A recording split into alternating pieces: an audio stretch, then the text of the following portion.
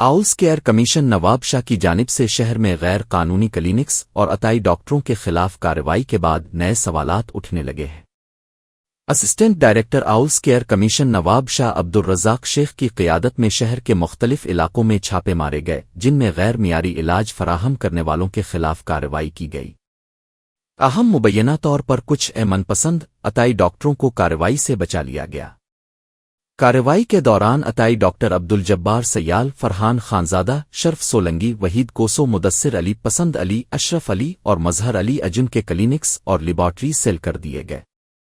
ذرائع کے مطابق تھاروشا میں آؤلز کیئر کمیشن کی یہ کارروائی ان عطائی ڈاکٹروں کے خلاف تھی جو غیر تربیت یافتہ افراد کے ذریعے علاج اور لیبارٹری ٹیسٹ کر رہے تھے، جو شہریوں کی صحت کے لیے انتہائی خطرناک ہیں۔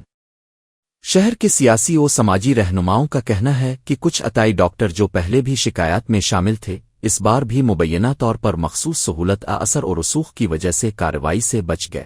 شہریوں کا الزام ہے کہ بعض بااثر افراد ایسے کلینکس کو بچانے میں سرگرم رہے، جس سے کارروائی کی شفافیت پر بڑا سوال اٹھ گیا ہے۔ ایک سماجی رہنما نے کہا کہ جب تک کارروائیاں پسند اور ناپسند کی بنیاد پر کی جاتی رہیں گی، تب تک شہریوں کی جان عطائی ڈاکٹروں کی رحم و کرم پر رہے گی۔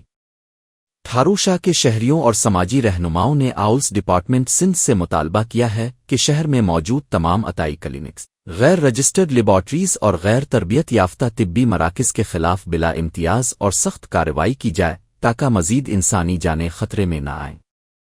انہوں نے مزید کہا کہ اگر کچھ عطائی ڈاکٹر واقعی مخصوص بھتہ اثر و رسوخ کی بنیاد پر بچ گئے ہیں تو اس معاملے کی آزاد اور شفاف جانچ کرائی جائے اور ذمہ داران کے خلاف قانونی کارروائی کی جائے۔